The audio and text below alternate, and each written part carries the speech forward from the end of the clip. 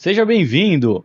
Hoje a gente vai falar sobre mobilidade sustentável. Para isso, a gente trouxe aqui o Marcos Quintela, diretor da FGV Transportes. Marcos, obrigado por topar conversar com a gente. Seja muito bem-vindo. Obrigado aí pela oportunidade, estou à disposição.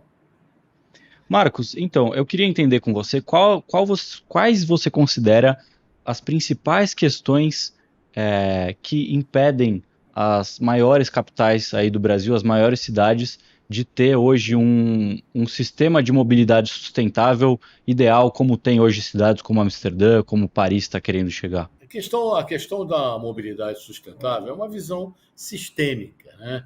Então, ela começa na falta de planejamento, né? As cidades brasileiras têm grave problema de planejamento de transporte, dentro dessa visão sistêmica de integração entre os modos de transporte, de essa toda a parte da integração física e tarifária, né? A parte da capilaridade, da abrangência em todas as regiões metropolitanas e da economicidade, né?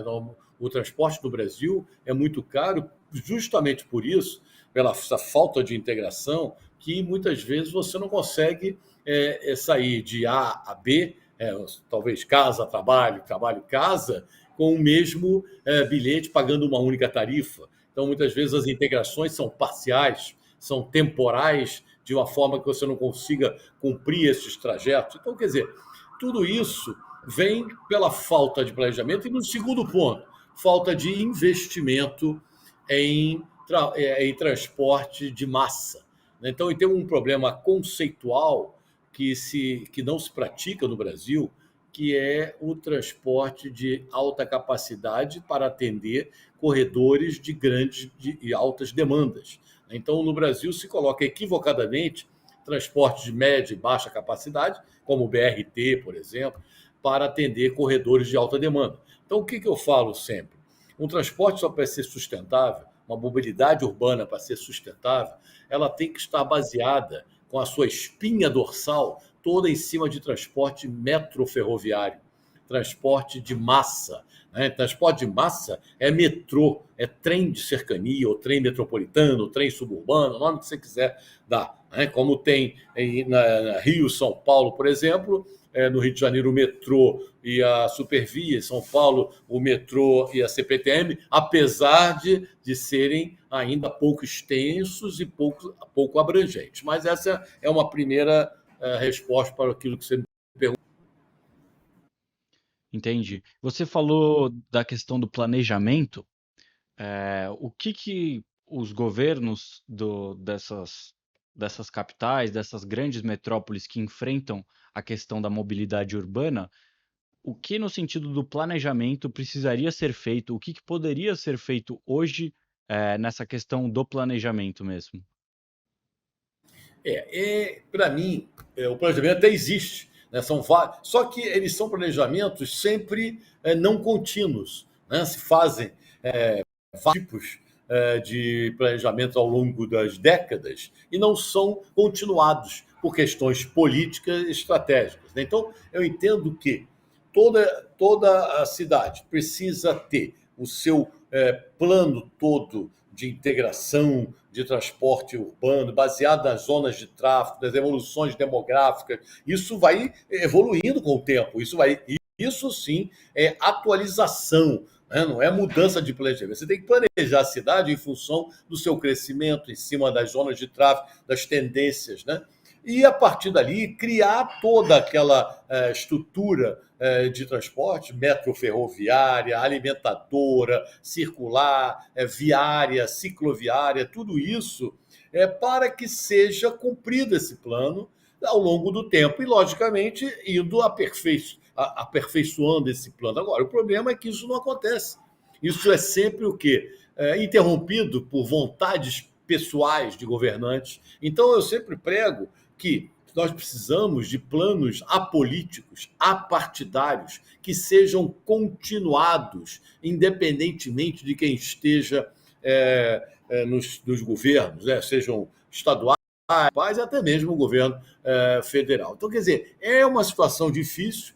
E o terceiro ponto é aquela situação da autoridade metropolitana, que está muito ligada a essa parte de planejamento, que nós estamos tentando há anos aí copiar modelos europeus, onde tem a chamada autoridade metropolitana única, que são autoridades que congregam todas as regiões todos, aqui no caso no Brasil, municípios das regiões metropolitanas, fora do país, aquelas regiões que compõem as grandes cidades, para que haja um planejamento único, para que haja essa integração.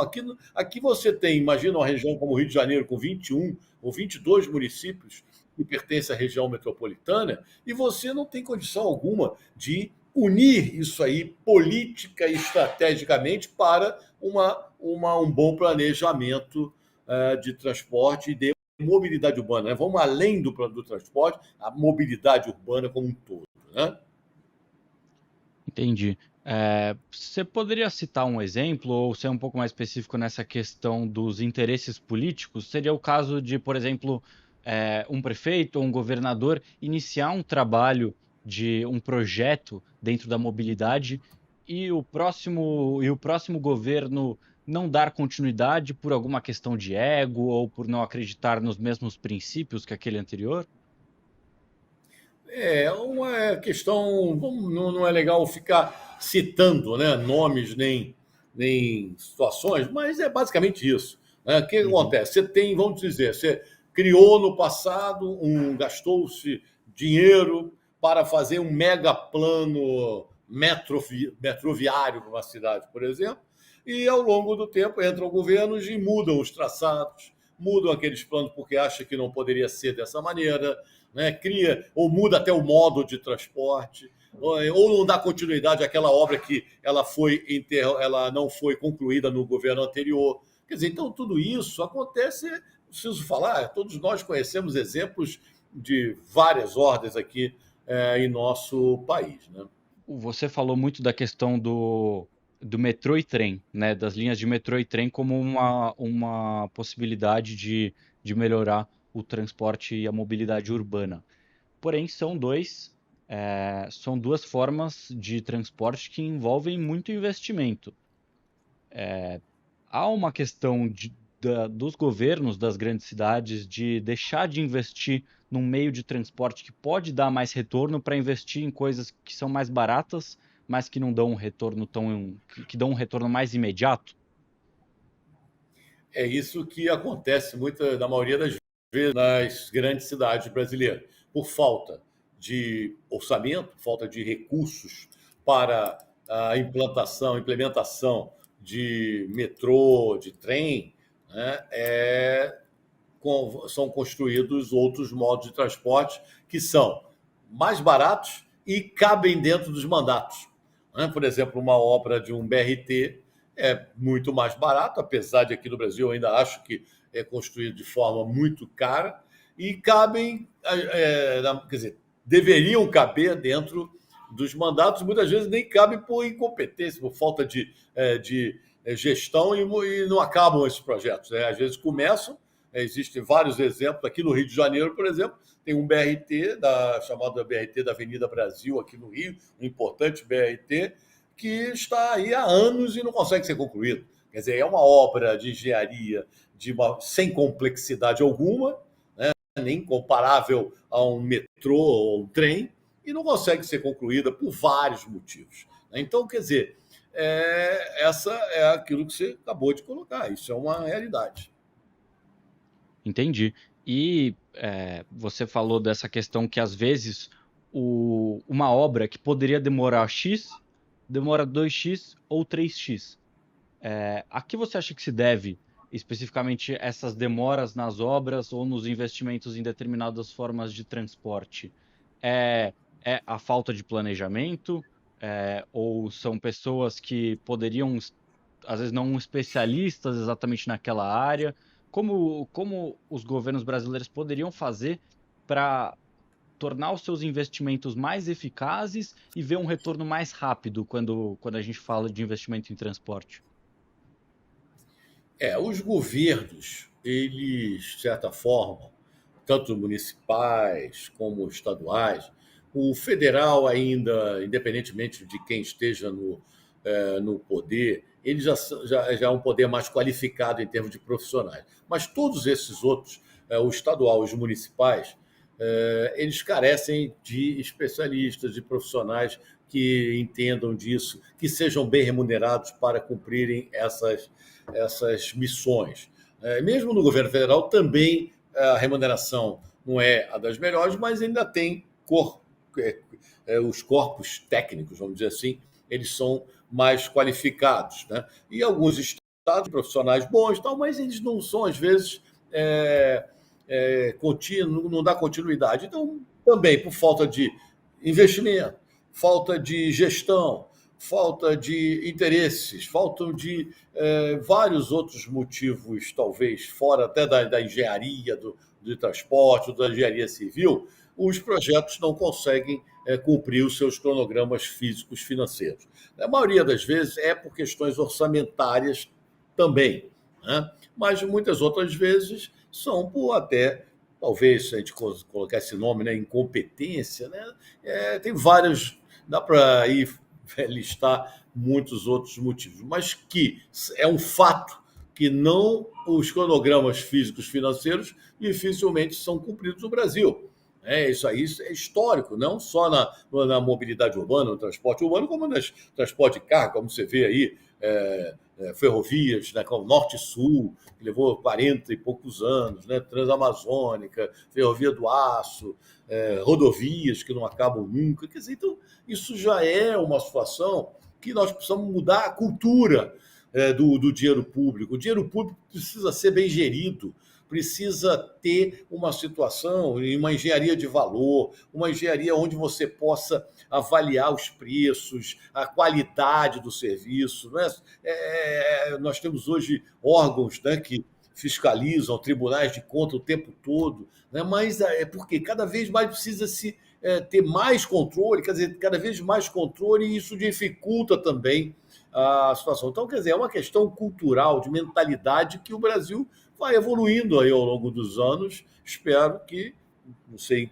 precisar quanto tempo, nós chegaremos a esse nível. Mas, enquanto isso, pelejaremos muito para que possamos ter cidades com mobilidade urbana, né, até transporte, a logística do Brasil como um todo ser de grande competitividade, né? Entendi. E aqui a gente falou muito de soluções de grande efeito, principalmente a longo prazo. Então, principalmente investimentos em, em transporte, né, de longas distâncias, criação de novas linhas de metrô, enfim. Tem alguma solução ou algum projeto de mais curto prazo ou alguma coisa que poderia ser implementada amanhã nas grandes cidades de São Paulo que o senhor vê em outras grandes metrópoles do mundo, ou alguma possível solução para ser implementada no curto prazo? Olha, não existe curto prazo em planejamento de transporte, né? Não existe mágica. Não tem como se colocar um modo de transporte disponível para resolver problema de atendimento às populações. Isso não existe. Existem ações mais imediatas que podem minimizar determinadas situações, né? E outras que têm que ser construídas ao longo do tempo. Né? Então, por exemplo, você fala assim, o que pode ser feito o mais rápido possível? Olha, o mais rápido possível em qualquer cidade do Brasil, eu cito muito aqui Rio de Janeiro, São Paulo, Belo Horizonte, que são cidades, Porto Alegre, com grandes problemas de congestionamento, né? E já está isso também, cidades como Salvador, Recife, Fortaleza, são cidades que de menores porte, mas sofrem também com os engarrafamentos. Mas, por exemplo, eu cito muito uma coisa que nós estamos querendo estudar aqui no Rio de Janeiro, coisas mais imediatas, que é gestão de tráfego, por exemplo. Né? Você criar gestão de tráfego inteligente, semaforização inteligente, né? Analisar fluxo de veículos chegando, só isso já dá economias de tempo de viagem que podem ser 15%, 20%, não interessa, são minimizações, são ações, por exemplo, fiscalização Brasil não há essa fiscalização. As guardas municipais, por mais competentes que sejam, não conseguem controlar o tráfego. Você vem no Rio de Janeiro. O Rio de Janeiro hoje é considerado tem um termo que se usa muito, é uma bandalha, né? O estacionamento é liberado em todas as grandes vias, não há uma fiscalização, nenhuma repressão, né? Em pistas importantes, os veículos param de qualquer forma, qualquer hora do dia, carga e descarga, contramão, avanço de sinal, tudo isso. Existem multas, existe a indústria da multa, mas não resolve o problema. Não há educação no trânsito, não há uma disciplina 100% do tempo, né? Então não há tecnologia para você conseguir resolver isso. Isso talvez seja aquilo que você se referiu na sua pergunta, o mais rápido a fazer, e mesmo assim não é rápido amanhã, né? A palavra que você usou de amanhã. Isso leva um tempo, logicamente, num curto prazo, você já consegue melhorar a cidade de uma forma que possa ganhar tempos, né? Percentuais de tempo para resolver. O resto, não. O resto é médio e longo prazo, né? Então, você tem que realmente planejar, licitar, executar, tudo isso tem um tempo, né? De uma forma contínua, né? Tá certo. E Marcos, aqui a gente está falando especificamente sobre mobilidade sustentável, e só para quem está nos assistindo entender, como que essas otimizações que o senhor citou, por exemplo, em semáforos, métodos de otimizar realmente o trânsito de carros e de ônibus e etc., como que isso entra em mobilidade sustentável? Queria que o senhor pudesse explicar por que isso também tem a ver com sustentabilidade, porque muita gente associa, às vezes, a mobilidade sustentável diretamente ao carro elétrico, à eletrização do transporte. Então, como que isso tudo que a gente está conversando aqui entra na questão da Isso. sustentabilidade? A sustentabilidade é uma questão social, uma questão atmosférica, né? No caso sonora, de toda ambiental, né? Então, você proporcionando melhor fluidez no tráfego, você está dando tempo de vida para as pessoas, né? Se todos os dias da minha vida eu tiver 15, 20 minutos a mais para eu escolher o que eu vou fazer, é um benefício social muito grande. Se eu tiver menos poluição sonora, menos atmosférica, eficiência energética, menos gasto de combustível, isso é sustentabilidade, né? Então, você está criando um ambiente melhor, mesmo que seja em menor escala. No futuro teremos carros voadores, carros elétricos, outro tipo legal. Mas no momento eu preciso dar uma sustentabilidade que ela vai crescer ao longo do tempo, né? A sustentabilidade não é mágica, né? Não é de um dia para o outro. A sustentabilidade é ao longo do tempo. Então você tem que construir isso. Então, isso que eu falo já começa a melhorar, né? Se você cria situações dessa, cria ciclovias mais humanizadas, com menos problemas de asfalto ruim, obstáculos, falta de sinalização, acidentes, integração com os modos de transporte, com mais bicicletários seguros. Isso aumenta a qualidade de vida, dá mais sustentabilidade para a cidade. Lógico, a bicicleta é 3% da matriz, nem todo mundo pode andar de bicicleta, mas quem pode andar já tem o benefício disso. Que se eu tenho o meu carro, que ainda vou precisar usar nas grandes cidades brasileiras por muito tempo, enquanto eu não tiver transporte de massa, eu não posso cercear o direito das pessoas usarem o carro. Eu só posso tirar o seu direito de usar o carro na hora que eu oferecer para você transporte público abrangente, integrado, físico e tarifariamente, confortável, seguro, né? Então eu não posso. O que eu tenho que fazer hoje? Tentar melhorar a sua vida dentro do transporte individual, né? Porque ainda é importante nessas cidades por falta de opção. Tem que te dar mais estacionamentos, mais gestão de tráfego, mais fluidez, né? Menos gasto de combustível. Isso é transporte sustentável. Isso é mobilidade sustentável. E outra coisa, calçadas saudáveis, transitáveis. Nós temos hoje problemas seríssimos. A mobilidade urbana começa na calçada, na hora que você sai de sua casa.